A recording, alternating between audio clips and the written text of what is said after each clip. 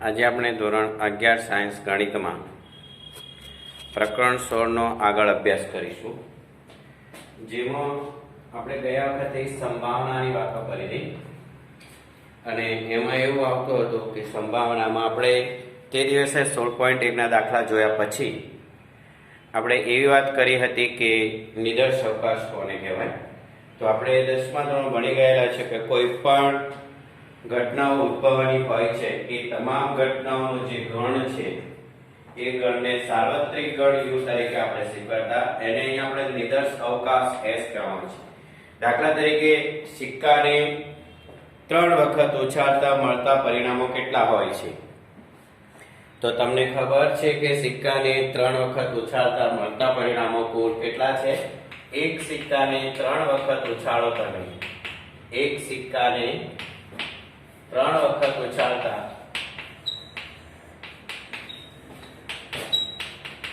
8 પરિણામ મળે છે. કેટલા પરિણામો મળે છે? 8 પરિણામો મળે છે. આ તમને ખબર છે.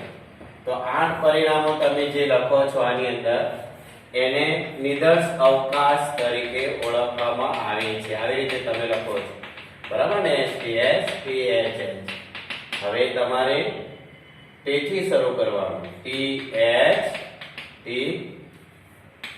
બરાબર, TTH HTT અને TTT.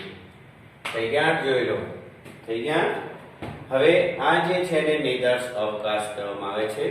હવે આ નિદર્શ અવકાશમાં માનો કે તમે કેટલાક ગણો ઉદ્ભવે છે એ ઘટનાઓને ઈ કહેવામાં આવે, તો હું માત્ર લખું કે એની અંદર HHH એક જ ઘટક છે અથવા HHT છે, 2 ઘટક છે. બીજો હું ગણ લખું છું ઈ માં, કે હું લખું છું કે THT અને THH પણ લખી શકાય છે. તમે જે રીતે બનાવશો એ રીતે, અથવા તો TTT THT TTH HTH આવું લખી દો. તો આ જે બધા ગણ છે એ બધા નિદર્શ અવકાશના શું છે? ઉપગણ કહેવામાં આવે છે. શું કહેવામાં આવે છે? નિદર્શ અવકાશના ઉપગણ કહેવામાં આવે છે. જો આપણે એમને નિદર્શ અવકાશના ઉપગણ તરીકે સ્વીકારી લેતા હોઈએ તો નિદર્શ અવકાશમાં આવેલા જે ઘટકો છે એ ઘટકોને નિદર્શ અવકાશના નિદર્શ બિંદુ તરીકે ઓળખવામાં આવેલા છે. અને આ જે ઘટનાઓ છે અને એના જે ઉપગણો છે એ નિદર્શ અવકાશની ઘટનાઓ કહેવામાં આવે છે. આવું આપણે ગયા વખતે જોયું હતું, બરાબર છે? બીજી રીતે આપણે કહીએ છીએ આગળ વ્યાપક રીતે કે જે તમારે કરવું હોય, કોઈ પણ 2 ગણના યોગગણ જો સાર્વત્રિક ગણ થઈ જતો હોય, કોઈ પણ 2 ગણનો યોગગણ સાર્વત્રિક ગણ થઈ જતો, મતલબ કે નિદર્શ અવકાશ તમને મળી જતો હોય, તો તેને શું કહેવામાં આવશે? નિશેષ ગણ તરીકે ઓળખવામાં આવે છે. એ પછી જોઈએ, એ પહેલા આપણે જોવા છે.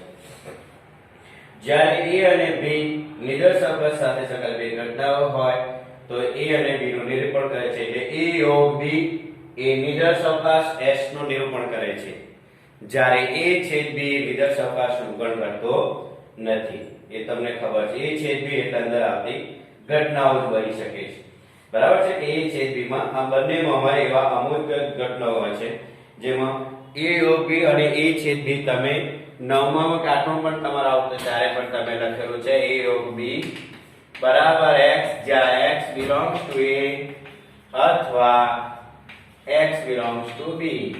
અહીંયા x ની જગ્યાએ તમારી બુકમાં w શબ્દ આપી દીધો છે. સમજી ગયા? એટલે w એ નિદર્શ અવકાશમાંથી કે તમે ગણમાંથી લીધેલો ઘટક છે અથવા નિદર્શ બિંદુ કહેવામાં આવશે. યોગ હોય એટલે અહીંયા અથવા શબ્દ લાગશે, અને a છેદ b હોય તો x, જ્યાં x belongs to a અથવાની જગ્યાએ કયો શબ્દ લાગશે? અહીંયા અને શબ્દ લાગે છે, અને x belongs to b. આ બંને માટેનો ફરક છે. આની અંદર બધા જ ઘટકો આવી જાય એટલે યોગથી તમને નિદર્શ અવકાશ મળી જાય છે અને છેદથી નિદર્શ અવકાશ મળતો નથી. આવી એની વાત છે. ઓકે, તો આ થઈ આપણે. હવે સાંભળો કે a અને b માં કેટલાક ઘટકોની આપણે વાતો કરવાની છે, કે ઘટના a હોય અને b ના હોય એ પણ વાત કરવામાં આવે છે. તો a માં હોય, b માં ના હોય, a માં હોય, b માં નથી, તો a - b કરાય. બરાબર છે, a માઇનસ b જે a માં હોય પરંતુ b માં ન હોય એવા બધા ઘટકોનો ગણ છે. a માઇનસ b નો અર્થ શું થાય? a માં હોય અને b માં ન હોય એવા ઘટકોનો ગણ આપણે ચેપ્ટર નંબર 1 માં ભણી ગયેલા છે, ગણવાળા ચેપ્ટરમાં. a માઇનસ b એટલે a માં હોય અને b માં ન હોય. બરાબર છે, આવી રીતે છે. અને b માઇનસ a એટલે b માં હોય a માં ન હોય એવી રીતે લખો. અહીંયા લખી દેવાનું x belongs to a, x does not belong to b. અહીંયા લખી દેવાનું x belongs to b, x does not belong to a. બસ આ રીતે તમારે લખી દેવાનું. બીજું કઈ આમાં છે નહીં, નવું કંઈ કરવાનું નથી. a માઇનસ b મતલબ આનો મતલબ શું થયો? a માઇનસ b નો અર્થ શું થયો? a માં હોય b માં ના હોય એવા ઘટકોનો ગણ તમારે બનાવી દેવાનો છે. બરાબર છે, એટલે a માઇનસ b બરાબર a છેદ b ડેશ પણ લખી શકાય. શું લખી શકાય છે? a માઇનસ b બરાબર a છેદ b ડેશ. તો પછી b માઇનસ a બરાબર શું લખાય? b છેદ e ડેશ લખી શકાય. b ડેશ નો પૂરક ગણ એટલે b માં હોય u માં હોય b માં ના આવા ઘટકોનો ગણ બની જશે. અને પછી એનો બંનેનો છેદ કરી દો એટલે a માઇનસ b એના જ ઘટકો છે. બરોબર, આવી એની વાત છે. હવે અહીંયા કેટલાક આપી દીધા છે. એક પાસાને ફેંકવામાં આવે છે અને એની આપણે વાતો કરી દીધેલી છે, b ની વાતો તમને તો ખ્યાલ આવી જાય છે, કારણ કે ગણમાં આવેલા ઘટકોને ઘટક બિંદુ અથવા નિદર્શ બિંદુ તરીકે ઓળખવામાં આવે છે, એવી આપણે વાત થઈ. હવે આપણે આજે આગળ જોવાનું છે. નિવારક ઘટનાઓ પણ જોઈ દીધી, છતાં પણ ફરી આપણે જોઈએ. જે બે ગણનો છેદગણ ખાલી ગણ થાય, બરાબર છે, એ બંને ગણનો છેદગણ ખાલી ગણ થતો હોય. માનો કે અહીંયા તમે જોઈ શકો છો h h h h h t, આને હું ગણ a કહી રહ્યો છું અને આને ગણ કયો કહું છું. તો આ બંનેનો છેદગણ શું થશે? બંનેનો એક પણ ઘટક સરખો નથી, એટલે આ બંનેનો છેદગણ શું થઈ ગયો? ખાલી. તો ગણી અને ગણથી પરસ્પર નિવારક ઘટનાઓ છે તેમ કહે. જે બે ગણનો છેદગણ ખાલી ગણ થાય તે બે ગણ પરસ્પર નિવારક ઘટનાઓ છે તેમ ઓળખી શકાશે. અને નિવારક ઘટનાઓ હોય તો બંને ગણ અલગ ગણ હોય છે. અલગ ગણ દર્શાવતા ગણોને નિવારક ઘટનાઓ તરીકે ઓળખી શકાવામાં આવે છે. એ જે ગણ છે એ નિવારક ઘટનાઓ તરીકે ઓળખી શકાય છે. ખ્યાલ છે? એટલે બંને ગણની અંદર સભ્યો અલગ અલગ છે.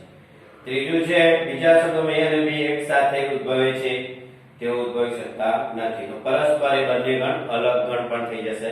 આવો તમારા પેજ નંબર 358 359 પર બધી વ્યાખ્યા આપણે ગયા વખતે ફરવા કરી, પણ આજે ફરીથી આપણે યાદ કરાવી દઈએ તમને કે જેથી કરીને તમારે દાખલાની અંદર સરળતા રહેશે. બીજી વાત છે, નિદર્શ અવકાશની પ્રાથમિક ઘટનાઓ હંમેશા પરસ્પર નિવારક હોય છે. પ્રાથમિક ઘટનાઓ કોને કહેવી? તો જે ઘટનાઓમાં નિદર્શ અવકાશના જે ગણ ઉદ્ભવે છે એ ગણમાં માત્ર એક જ ઘટક આવતો હોય તેવા ઘટકને મૂળભૂત ઘટનાઓ અથવા તો પ્રાથમિક ઘટનાઓ તરીકે ઓળખવામાં આવે છે. એક જ ઘટક આવતો, તમારી પાસે અહીંયા s આપેલો છે, h h, એમાંથી તમે કોઈ પણ એક ઘટકના બધા ગણ બનાવી દો. a બરાબર હું બનાવી દઉં h t h, b બનાવી દઉં છું h h t, c બનાવી દઉં છું t t t. ગમે તે આ બધામાં એક જ ઘટક છે ને, તેવા ઘટકોને એવા ઘટનાઓને પ્રાથમિક ઘટનાઓ કહેવામાં આવે છે અથવા તો મૂળભૂત ઘટનાઓ તરીકે ઓળખવામાં આવશે. અને જે ઘટનાઓના યોગ ગણથી જેટલી પણ તમને ઘટનાઓ આપી દીધેલી હોય અથવા નિદર્શ અવકાશના ઉપગણ આપી દીધેલા હોય, એ નિદર્શ અવકાશના ઉપગણોના યોગગણથી જો તમને s મળી જાય તો બધી જ ઘટનાઓને નિશેષ ઘટનાઓ કહેવામાં આવે છે. કેવી ઘટનાઓ કહેવામાં આવશે? નિશેષ ઘટનાઓ કહેવામાં આવે છે. એટલે આ યાદ રાખવાનું છે, કારણ કે તમને ક્યારેક ઉદાહરણથી પણ પ્રશ્ન પૂછાશે. સ્વાધ્યાયની અંદર ઉદાહરણ દાખલા હશે કે એવા બે ઉદાહરણ આપો કે જે બંને નિશેષ ઘટનાઓ હોય, બરાબર છે, પણ નિવારક ના હોય. નિવારક હોય તો નિશેષ ના હોય. ત્રણ ઘટનાઓ બતાવો. ઘટનાઓ એટલે તમારું ઉપગણ લખવાના છે. તમને જે પણ કહેવામાં આવી તમારે પહેલા બનાવી દેવાનું, એના પરથી જો નિવારક માટે એટલું યાદ રાખવાનું કે બંનેનો છેદગણ ખાલી થઈ ગયું છે, ખાલી ગણ. અને નિશેષ ઘટનાઓ કે તો જેટલા પણ તમે ગણ બનાવ્યા હોય, બે કે તો બે ઘટનાઓ, એ બંને ઘટનાનો યોગ ગણ તમારે s મળી જવું જોઈએ. તો એ નિશેષ ઘટનાઓ કહેવામાં આવશે. એવો પ્રશ્ન આવશે એટલે આપણે જોઈશું, એવો દાખલો આવશે જ હમણાં, બરાબર. એટલે નિશેષ ઘટનાઓ પર તમને ખબર પડી ગઈ છે કે જે ઘટનાઓનો યોગગણ કરવાથી સાર્વત્રિક ગણ યાની કે નિદર્શ અવકાશ મળી જતો હોય તો તેવી ઘટનાઓને વિશેષ ઘટનાઓ તરીકે ઓળખી શકાય છે, બરાબર. એક કે આ છે એટલે હવે સંયુક્ત ઘટનાઓ કોને કહેવાય એવો પ્રશ્ન થશે. એટલે એવી રીતે હોય છે કે બે ઘટનાઓનો છેદન ખાલી હોય, છતાં પણ બંને નિવારક હોય અને જો બંનેનો યોગગણ જો s થઈ જતો હોય તો એ વિશેષ ઘટનાઓ પણ બની જાય છે, બરાબર. તેવું ઉદાહરણ આપી દે છે. જો એટલે તમને તે દિવસે મેં કદાચ ઉદાહરણ આપ્યું નથી, આપ્યું ખબર નહીં. ઉદાહરણ 6 આપણે પહેલા કરી લીધેલું છે, બરાબર છે. એ છે b છે b પછી ઉદાહરણ તમારે 6 કરવાનું છે, આવડી જાય છે કોઈ વાંધો. અને ઉદાહરણ 7 તમને કહી દઉં છું, ઉદાહરણ 8 છે, બરાબર. પછી આપણે સ્વાધ્યાયમાં જવાના છીએ. ત્યાં સુધીમાં જે પ્રશ્નો આવતા એનો આપણે સોલ્વ કરી લઈશું તો તમારે કામ થઈ જશે. બે પાસાઓ ફેંકવામાં આવે છે, પાસાઓ પર મળતી સંખ્યાઓનો સરવાળો લખવામાં આવે. ચાલો હવે આપણે એવું કરીએ કે એવી ઘટનાઓ ઉદ્ભવી શકે કે બે પાસાઓ ફેંકવામાં આવે તો કુલ પરિણામો કેટલા થશે તમને ખબર પડી જાય છે, બરાબર. કારણ કે તમે ભણીને આવેલા છો અને આપણે ગયા વખતે પણ આ ચર્ચા કરી ચૂકેલા છીએ એટલે એનો તમને ખ્યાલ આવી જવો જોઈએ. તો આપણે જોઈ લઈએ.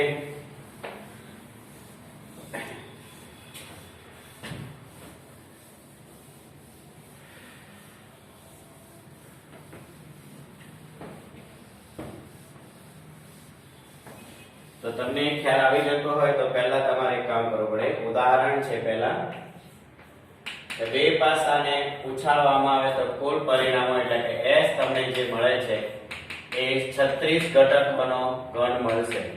આવું આપણે 10માં પણ કર્યા છે, ગયા વખતે પણ તમને વાત કરી દીધી આપણે, બરાબર છે.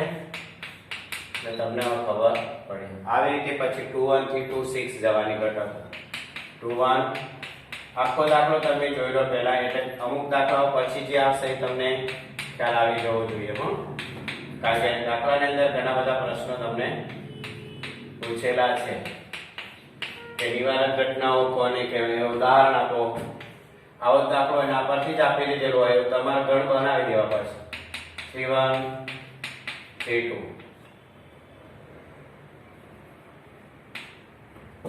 પછી આવશે 3 3 3 4 3 5 3 6, બરાબર. બને ત્યાં સુધી બધા જ ઘટક લખીને કરશો તો તમારી ભૂલ ઓછી થશે. એટલે પ્રયત્ન એવો કરવાનો કે જેથી કરીને તમારો દાખલો થઈ જાય. એટલે તમને પછી સ્વાધ્યાયમાં દાખલા હું જ્યારે હિન્ટ આપું કે કરાવો અને અમુક તમારા પર છો એટલે તમને ખબર પડી જવી જોઈશે, બરાબર. 5 1 5 2 5 3 5 4 5 5 અને 5 6 બે પાસા એટલે 36 તો બનાવી દે. પછી જે પ્રશ્નો ઘટનાઓ આપી દીધેલી હોય એ પ્રમાણે એટલે તમે ઘટક જોશો ને એટલો ફાયદો તમને થશે. ઘટકો લખ્યા વગર કરશો તો ભૂલ આવશે, એ વાત ચોક્કસ. પછી બાકી બધું સહેલું જ છે.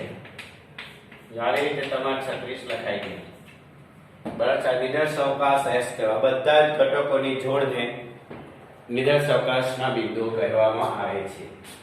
પહેલો પ્રશ્ન છે પ્રાપ્ત થતો સરવાળો યુગ્મ હોય. કેવો હોય? યુગ્મ હોય.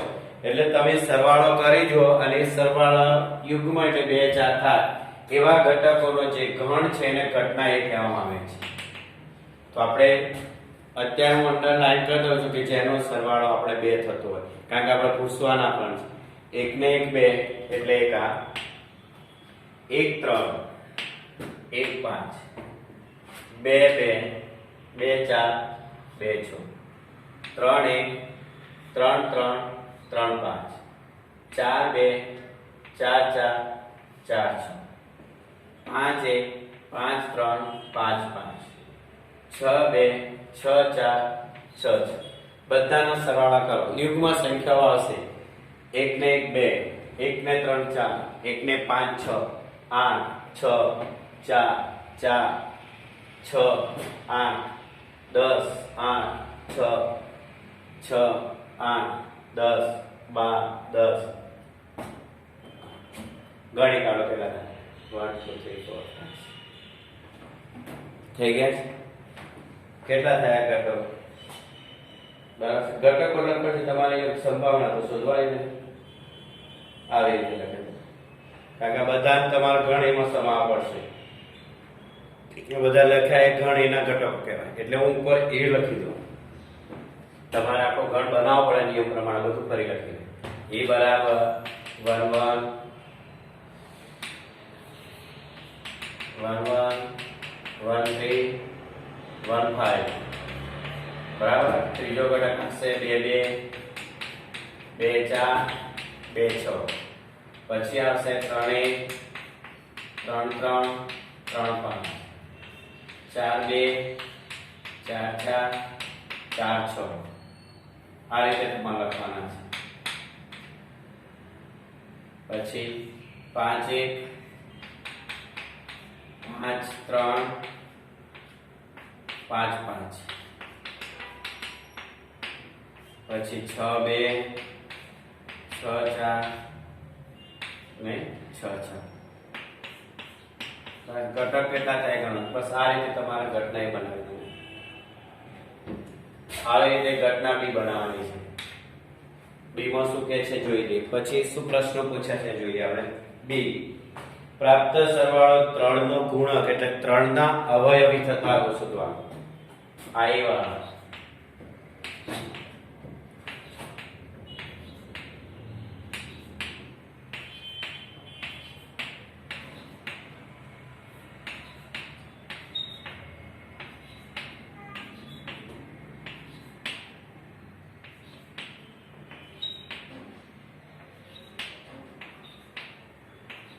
આવી ગયો. અહીં હવે 3 નો ગુણક એટલે 3 ના અવયવી સ્વરૂપે મળશે. કેવી રીતે ગણવી? ચલો જુઓ હવે. બસ ગણવી આપણે કરી 2 ને 3 એટલે 1 2. ચલો બી 1 2. પછી 1 5 એટલે એ અને બી માં સમાવેશ થઈ ગયો. 5 ને 1 6 2 ને 3 2 1 2 3 5 2 4 6 2 5 7 6 2 8 નહીં 3 ને 4 3 ને 3 2 4 બી આ પણ બી 5 ને 3 8 3 ને 6 9 4 1 5 4 ને 2 6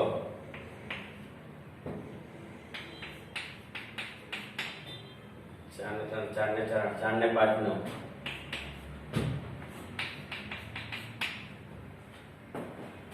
5 ને 6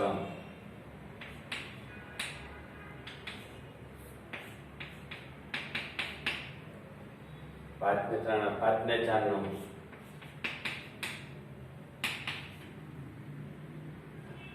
6 ને 7 6 ને 8 6 ને 3 9. બસ આ રીતે કરતા જશો 6 ને 5 6 ને 6 આ ગણતરી સમજી ગઈ. બસ આ રીતે જવાનું તમારે. આ બી થઈ ગયું. મેં ત્યાં બી એવું લખી દીધું એટલે બંને ગણના. સી પ્રાપ્ત સરવાળો 4 કરતો નાનો હોય. 4 કરતા નાનો સરવાળો થતો હોય એવું સી કરો.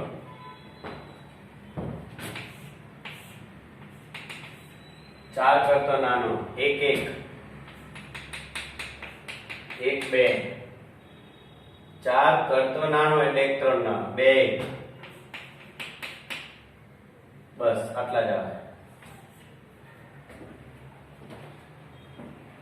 1 ને 2 1 ને 2 3 2 ને 1 3 બરાબર. આટલા જ ઘટક આવશે. ડી બરાબર. એટલે કયા કયા છે સી માં 1 2 3. ઓકે ચલો ડી. પછી પ્રશ્ન શું છે? બસ આ જ તમારે કરવાનું છે. ડી નો જવાબ પ્રશ્ન બોલો. પ્રાપ્ત સરવાળો 11 કરતો મોટો હોય એની માટે કરે 6 6. જોઈ લીધું. સૌથી વધારે ઘટકો આપણને એમાં મળે છે. કે જેનો સરવાળો આપણને શું કીધેલો છે, ક્યુબમાં મળે છે બેકી સંખ્યા. હવે આપણને પ્રશ્ન પૂછ્યો શું પહેલો, કઈ જોડની ઘટનાઓ પરસ્પર નિવારક ઘટનાઓ છે? તો તમારે ફાઈ કરી જુઓ એટલે એ નિવારક થાય. જુઓ a છેદ b ફાઈ નહીં થાય, કારણ કે મેં અહીંયા લખ્યું છે એમાં તમે જોઈ શકો છો કે a ની સાથે b છે, a ની સાથે b છે, a ની સાથે b છે, a ની સાથે b છે. જ્યાં a ની સાથે b આવે છે એ ખાલી ઘન નહીં થાય. બસ અહીં સીધું ચિત્ર દેખાય જ છે. એટલે હું લખી દઉં છું a છેદ b is not 5. પછી આપણે જાઓ આ એક પ્રશ્ન.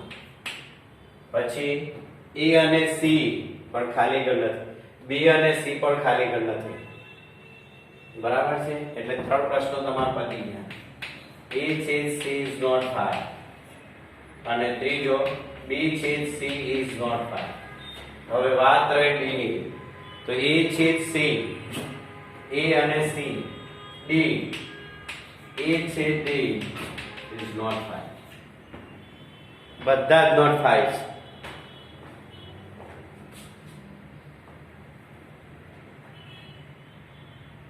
છે. બરાબર. જો a છેદ d not 5, b a છેદ d not 5, b છેદ c not 5, b છેદ d. હજુ આપણે b છેદ c d કરવાના છે. પહેલા ચારે ચાર તો નોટ છે. હવે એટલા બધી પરસ્પર નથી. હવે બીજું જોઈ લઈએ. કોઈ પણ ઘટનાઓ નિવારક ઘટનાઓ નથી. બરાબર છે? a b b c c d d e. તમારે બીજું જોવું હોય તો પણ જોઈ લો. બરાબર છે? ચલો a છેદ b નથી પણ b છેદ c જોઈ લો. b છેદ c પણ નથી. ઓકે. a છેદ c પણ નથી અને a છેદ d પણ નથી. હવે આપણે ચેક કરવાના રહેશે c છેદ b, b છેદ c છે તો c છેદ b આવી ગયું એટલે નો. હવે a છેદ d જોઈ લો. a છેદ d 5 તો b છેદ d. બરાબર. b છેદ d બરાબર 5 છે. b માં તો 6 6. હા તો આ નોટ 5 છે. હા c જોઈ લો. c માં ના નથી. c છેદ d બરાબર 5. બસ આ બંનેમાં કોઈ પણ ઘટક સમાન. બસ આટલું જ ચેક કરવાનું. c છેદ d નોટ 5 એટલે 5. c અને d એ પરસ્પર નિવારક ઘટનાઓ છે. બાકી a છેદ b નોટ 5, a છેદ c. કારણ કે મેં એટલા માટે લખી દીધું કે તમને ખ્યાલ આવી જશે. કારણ કે જો બે સરખા દેખાય ને, a b a દેખાયો, b દેખાય, a દેખાય b એટલે એ નોટ 5 છે. તો ac પણ આવી ગયો, bc પણ આવી ગયો. તો મારે અહીંયા a લખવાનું છે તો ad પણ નોટ 5. એટલે આ નોટ 5 છે એનો મતલબ કે એની અંદર કોઈ ઘટક સમાન છે, સમાન છે એટલે ખાલી ઘન થતો નથી. ખાલી ઘન નથી એટલે નિવારક ઘટના ન થાય. બસ આવી રીતે તમારે દાખલાઓ કરવાના છે. તો તમે આ તો અત્યારે આપણને ઘન આપેલો છે અને કરે છે. પછી તમને એવું કહેવામાં આવશે આવી જ રીતે તમારે જાતે બનાવી દેવાનું હોય છે કે હું એમ કહું કે બે સિક્કાઓને ઉછાળવામાં આવે છે તો નીચેની પ્રશ્નોના જવાબ આપો. હું એમ કહું કે e અને c નિવારક ઘટનાઓ છે તો તમારે આ 36 માંથી e અને c ના એવા સભ્યો લખવાના કે e અને c માં એક પણ સભ્ય સમાન ન આવે. બસ સમાન જોડ સમાન ન આવે તો એ નિવારક ઘટના થઈ જશે. અને એમ કે a છે a b અને c ત્રણ ભેગા થઈ જાય અને વિશેષ ઘટના થઈ જાય કે તો તમારે e b c માં એવા ઘટકો લખવાના કે નિવારક પણ થઈ શકે. એટલે a છેદ b કરો તો પણ નિવારક થાય, એક પણ સમાન. b છેદ c કરો તો પણ ના થાય અને a છેદ c કરો પણ ત્રણે ત્રણનો યોગગણ કરી દો ને તો આખો નિદર્શ અવકાશ આવી જાય તો વિશેષ ઘટનાઓ થાય. બરાબર છે? બોલો તમે આટલું જો સમજી જાઓ તો તમારે જાતે જ ઉદાહરણ કરીને દાખલો કરવાનો હોય છે. એટલે તમને એ વખતે અંદાજ આવી જશે કે આ રીતે દાખલો થઈ શકે છે. ખ્યાલ આવી ગયો ને? એટલે તમને ત્યાં માનો કે એક સિક્કાને બે ઉછાળો, પાસાને બે, તો ગમે તેવો પ્રશ્ન આવશે આનો સ્વાધ્યાયમાં જોયું. હવે ઉદાહરણ 8 છે જોઈ લઈએ પછી આપણે સ્વાધ્યાય ચાલુ કરીશું. બરાબર? એક સિક્કાને 3 વખત ઉછાળવામાં આવે છે. હમણાં જ કરી દો અને ઘટનાનો વિચાર કરો. એક સિક્કા કેટલી વખત ઉછાળવાનો છે? 3 વાર. તો કુલ પરિણામ કેટલા મળશે? 8. હમણાં થોડાક સમય પહેલા જ આપણે શરૂઆતમાં જ આપણે આની વાત કરી હતી.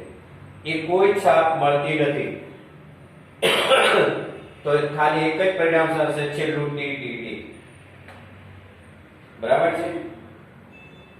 બી એક જ છાપ મળે તો એચ ટીટી, ટીએચટી અને ટીટીએચ ત્રણ અલગ છે.